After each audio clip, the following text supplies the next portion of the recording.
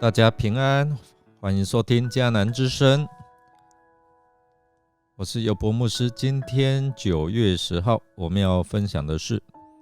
信心之路，忠心的祭司。我们要回过头来读撒母耳记上1到4章，再一次我们来看上帝如何预备一个拯救的器皿。我们先来读今天 RPG 的金句。撒母耳逐渐长大，上主与他同在，使他所说的每一句话都实现。撒母耳记上3章19节，多么美好的一句话！如果你所说的每一句话都能够实现，多好啊！弟兄姐妹，能够这样是因为什么样的因素呢？在撒母耳出生的时候，那时候是年迈的以利在担任以色列大祭司和士师的时候，在那个时候迦南人这些以色列的百姓，他们与他们有这样的接触，所以其实在属灵的光景上正在低潮，而非利士人正在威胁着以色列民的存亡。那由于以利他无法管住他2个恶行累累的儿子，还有这些任意而行的以色列百姓，所以上帝他定义要来兴起一位忠心的祭司，来取代以利，来领导以色列百姓，一个新的领袖。上帝要定义让他能够承接一个新的世代，于是撒母耳登上了拯救历史的舞台，他成为了以色列的士师和先知。撒母耳的出世是因为一位妇女，即使她面对生活被羞辱，被对手刺激，每一天以泪洗面，痛苦不堪，就在一个倾心吐意的祷告，甚至被以利误会他是喝醉酒，在这样的一个过程当中，他依然仰望，所以哈拿经历上帝的安慰与应许。所以我们看到哈拿得应许的见证告诉我们，上帝不断在寻找完成他计划的器皿。哈拿的祷告正是人能够对上帝的命定最好的回应，所以后来上帝给他生出了撒母耳。那在小撒母耳断奶之后，就被送到示罗的会幕里，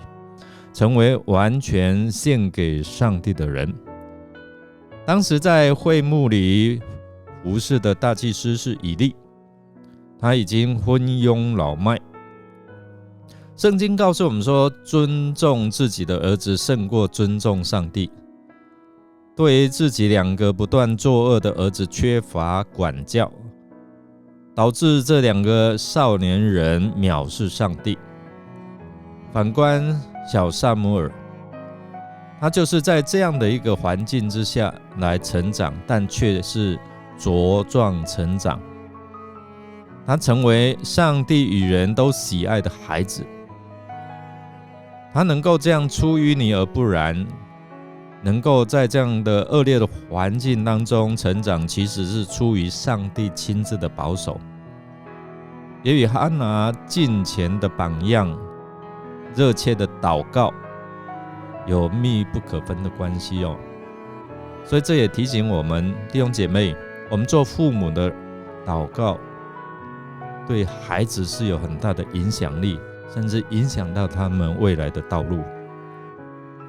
在上帝语言稀少的时代，年幼的撒母耳，他能够听见上帝的话语，这也开启了一个新的时代。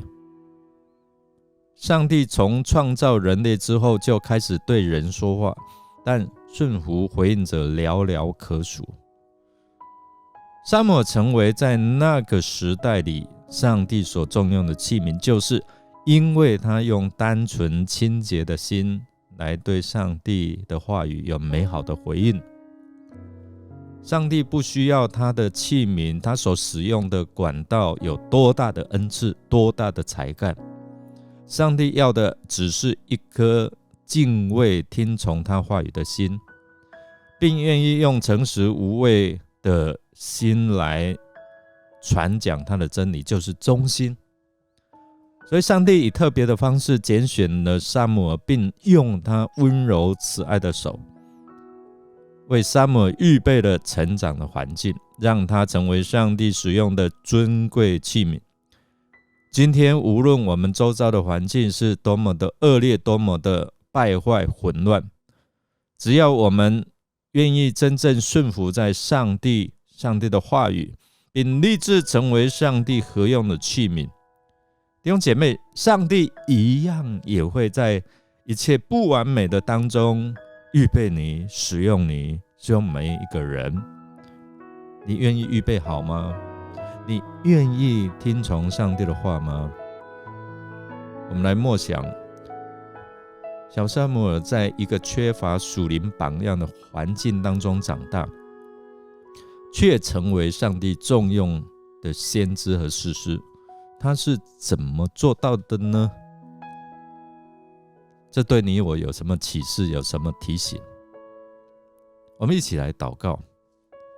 亲爱的天父上帝，感谢你在我们的生命当中引导我们走在一条信心之路。你一直用你的话语来牵引着我们，帮助我们能够迈开信心的步伐。我们祈求主圣灵保守我们的心，你如果保守撒母耳的心，也保守我们的心，让我们能够成为忠心良善的儿女，让我们能够天天渴慕你的话语，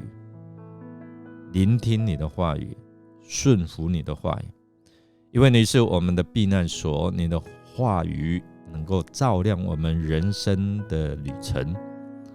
也引导我们不偏离你的真理道路。